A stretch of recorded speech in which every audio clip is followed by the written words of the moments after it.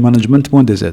Nous allons accueillir aujourd'hui le président de la Maxwell Leadership Francophonie, Monsieur Ezkiel Terol. Bonjour Ezkiel. Bonjour Mohamed, comment Comment vas-tu vas-tu? aujourd'hui? Ah bah très bien, ravi d'être ici avec toi et ton Écoute, audience. tout le plaisir est pour moi. Et je voudrais te remercier encore une fois pour le fait d'avoir accepté mon invitation. Voilà, Ezkiel, ma première question. Alors, c'est Ezkiel Terol, c'est ça? Voilà. Ezekiel Terol, Tu tout es le à fait. président de Maxwell Leadership Francophonie. Et qu'est-ce que tu peux nous dire justement par rapport à cette institution et surtout par rapport à l'homme, par rapport à l'icône du leadership mondial?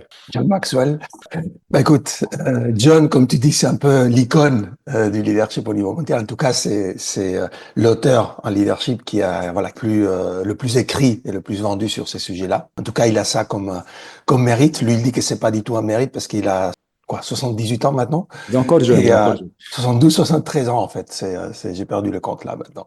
Mais en tout cas, il dit voilà qu'il est vieux, comme il dit, je suis âgé et donc j'ai eu le temps de beaucoup écrire. Mais la réalité, c'est qu'il a quand même vendu 36 millions de livres Quand même, oui. de ses ouvrages, ce qui est quand même énorme pour effectivement tout ce qui est les livres de non-fiction. Et en tout cas, voilà, il est donc de ce point de vue-là, il est le numéro un au monde au niveau du leadership. Il a reçu beaucoup de différents prix, entre autres le prix de Mère Teresa pour la paix mondiale, parce Oui. il a au-delà de tout ce qui est leadership, management en entreprise et dans d'autres domaines, en fait, il a une fondation dans la fondation Maxwell pour le leadership qui aide justement à créer des transformations sociétales dans des pays où ils sont invités effectivement par les gouvernements des pays.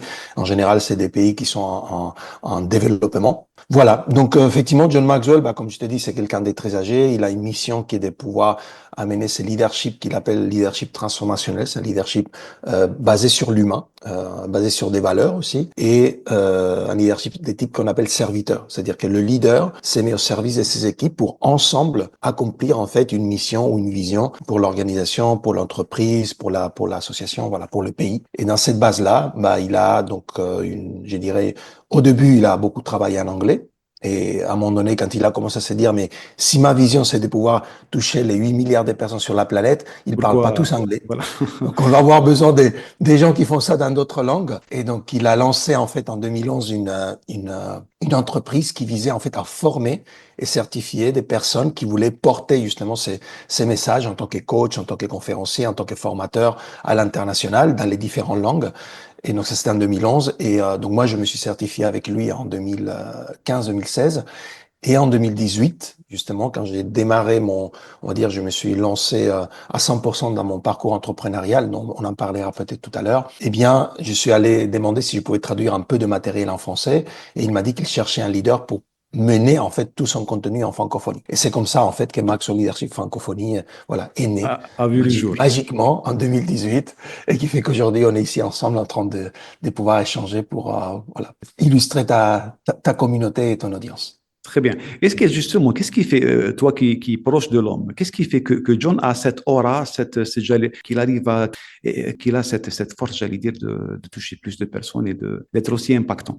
Écoute, c'est quelqu'un qui est vraiment, je dirais, qu'est-ce qu'il fait? Bah, d'un côté, il y a effectivement son intentionnalité sur le fait de connecter avec les personnes. Et ça, c'est quelque chose que c'est pas uniquement ce qu'il dit sur scène, c'est comme ça qu'il est en fait en réalité. Tu vois, et on va dire que moi, je suis pas objectif parce que voilà, j'aime l'homme, hein, et Oui. j'aime, voilà, je suis certifié avec lui, donc je le suis.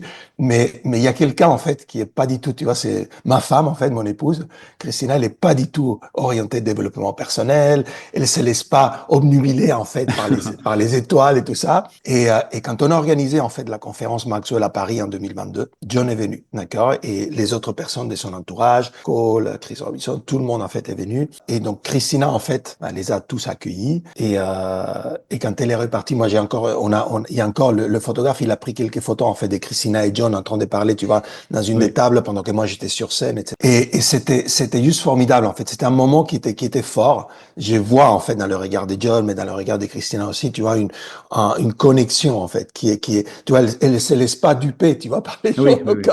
C'est et quand ils authentique, sont on le sent repartis, quand même, oui. voilà, et quand il serait parti, il m'a dit, écoute, les autres, je sais pas, mais John, c'est un homme, c'est complètement différent.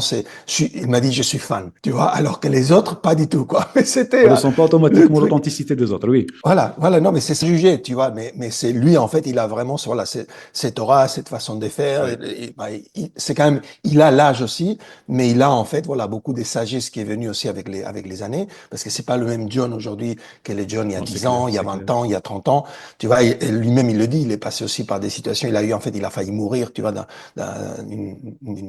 un arrêt cardiaque, Oui. il a eu aussi une série de choses qui ont fait que, voilà, il a réalisé certaines choses, il a pris conscience de certaines choses, et aujourd'hui, bah, effectivement, il a cette mission. Finalement, je pense que aussi le fait de se donner une mission tellement globale et tellement large, ça fait que finalement, et de comprendre que chaque personne, en fait, peut contribuer d'une façon ou d'une autre, en fait, à cette mission. Absolument. Tu vois, que ce que tu fais aujourd'hui, par exemple, avec ton podcast, et le fait de diffuser, en fait, ces valeurs de leadership au sein, tu vois, de la communauté managériale en Algérie, bah, ça contribue finalement à cette mission aussi de façon en direct, tu vois, même si tu n'as pas été parlé avec John ou John ne t'a pas dit Directement, fais mais ça, voilà, tu voilà. vois, mais tu le ressens, tu le portes en fait, et c'est ça finalement. C'est un leadership, John il dit, par l'influence. Tu vois, donc on arrive à créer cette influence positive autour des autres et en cherchant à créer un impact sur le long terme. Et donc c'est voilà, c'est quelque chose que je pense que tu vas réussir à faire avec ces podcasts aussi. Est-ce qu'il, justement, parlant de toi, tu étais ex-manager quand même dans des entreprises prestigieuses, si tu veux citer Mhm. les noms, je te laisse le soin de le faire. Qu'est-ce qui a fait que tu as fait un petit peu le pas vers vers l'entrepreneuriat? Tu as créé ta propre boîte et qu'est-ce qui t'a Oui, donné cette idée pour oui. changer un petit peu de casquette, d'un manager, un salarié vers un entrepreneur? Oui. Bah écoute, c'était pas, pour être honnête, c'était pas le besoin de devenir entrepreneur parce que beaucoup de personnes disent ah j'avais marre de travailler pour d'autres, je voulais être mon propre chef. Pas du tout ça. En fait, j'ai développé au fil des années. Il y a eu plusieurs événements en fait, plusieurs déclics dans ma vie. L'un d'entre eux en fait, c'était le décès de mon papa en 2018 et Condoléances. du coup le fait d'entrer en contact avec des personnes qui avaient vécu en fait son parcours un peu parallèle à son parcours professionnel, qui était un parcours où il a développé tout ce qui est l'activité des associations des parents d'élèves en Espagne, à une OK. époque où voilà, après la dictature des Franco, ça n'existe pas, et donc il a été l'un des pionniers, surtout dans la région méditerranéenne, en fait, à porter ça. Et du coup, bah, c'est un projet, en fait, qui a créé un impact, justement, sur des milliers et des milliers d'enfants à l'époque, mais après, ces enfants sont devenus grands, et voilà, ça a continué l'impact sur leur famille, leurs enfants. Donc, cette notion tu vois, de créer quelque chose, un mouvement qui impacte et qui crée, en fait, un effet boule de neige, ça m'a vraiment fait réfléchir, ça m'a vraiment touché. Et petit à petit, je me suis orienté, je pense que j'avais un peu cette tendance naturelle de vouloir ajouter de la valeur aux autres, de vouloir aider les autres. Et c'est vrai que même quand donc tu as parlé effectivement des multinationales, j'étais chez Microsoft, chez Oracle, chez Nortel, effectivement avec des postes à l'international. Et c'est vrai quand j'allais voir des clients, des partenaires, des collaborateurs, souvent on avait la réunion, je dirais officielle, tu vois, dans la salle des réunions. Et Ouais. après, parfois avant, allez, là on va prendre un café, on va aller déjeuner, on va aller dîner. Et là on parlait de toutes les autres choses en fait qu'ils avaient besoin de parler, mais ils avaient personne avec qui parler. Il Et fallait donc un le défouloir jour quelque part, voilà. oui, et le jour en fait où voilà, je me suis formé en tant que coach, je me suis certifié voilà avec plusieurs écoles et plusieurs, je dirais grands justement coachs et formateurs, donc John Maxwell, mais aussi Marshall Goldsmith, Grant Cardone et autres.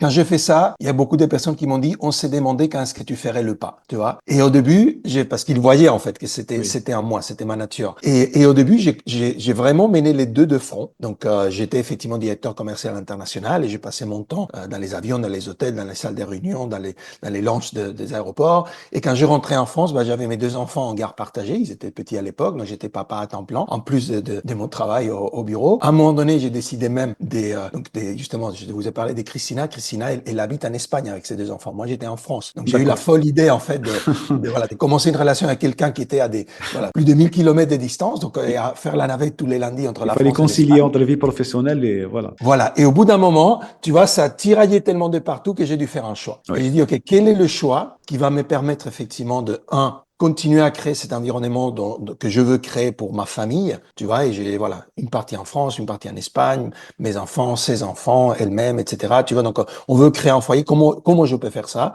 Deux, comment je peux faire ça? Comment je peux aussi continuer à servir ces besoins que j'avais de continuer à aider et ajouter de la valeur aux autres. Et finalement, bah, le choix qui était le plus naturel, parce qu'à ce moment-là, j'ai stagné déjà au niveau de tout ce que je pouvais faire, hein, au niveau de mon activité entrepreneuriale, parce que j'avais pas plus de temps avec le travail dans l'entreprise l'entreprise, bah, ça a été de quitter l'entreprise. Et Oui. ça a été assez significatif parce que j'ai démissionné un lundi. Le mardi, je prenais l'avion pour aller à Orlando pour une des conférences Maxwell. Et le mercredi, j'ai demandé au cofondateur de la John Maxwell Team si je pouvais traduire un peu de matériel en français parce qu'à l'époque, tout était en anglais. Mais là, puisque j'avais travaillé qu'avec des multinationales, comme là, je voulais faire grandir mon business en France, a priori, je devais avoir du matériel en français. Et c'est là où il a mis sa main sur mon épaule. Il m'a dit, voilà, on cherche un leader qui puisse mener tout le matériel des John à la francophonie. Est-ce que ça serait toi? Et ça a été la première question. Tu vois, avant, ça m'a pris un mois pour me décider parce que c'était complètement à côté du plan d'affaires que j'avais, le business plan que j'avais développé pour récupérer mon salaire d'entreprise, tu vois, parce que bon, tu as Oui. toujours des très belles conditions. Quand tu travailles en France, dans une grosse multinationale, tu as J'imagine. des très belles conditions, Ouais. tu vois. Donc, récupérer ça en tant qu'entrepreneur, j'avais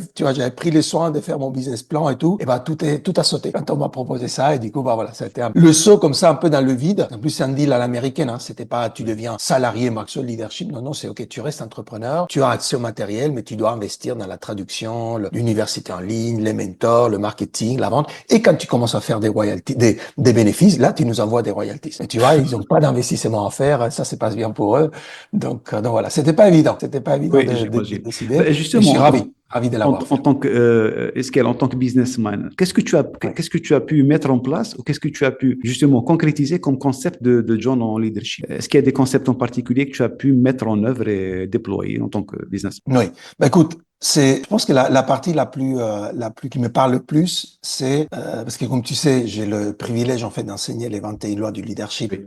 au sein de Maxwell Leadership voilà, dans l'académie, dans l'université en ligne aussi en présentiel, les 21 lois et les 5 niveaux de leadership. Et je dirais en fait qu'à chaque fois que j'enseigne une loi, ça me permet en fait, c'est comme un test. Ça me permet de me remettre en cause et de dire comment je suis en train d'appliquer ça. Tu vois, que ce soit moi personnellement, si je fais bien cette loi, ou comme dit John, si tu fais pas bien la loi, il faut que tu aies quelqu'un dans ton équipe qui est capable de bien faire cette loi. Oui. Tu vois, et donc c'est une constante remise en question pour dire, est-ce que je suis en train, tu vois, de créer un environnement, pas uniquement avec mes équipes en interne, mais aussi effectivement avec nos partenaires, avec nos clients. Tu vois, est-ce qu'on crée un environnement qui répond finalement à ces lois, parce qu'on sait que ces lois du leadership, bah, soit tu les suis et donc tu crées un effet positif, soit tu les suis pas et t'as des conséquences négatives.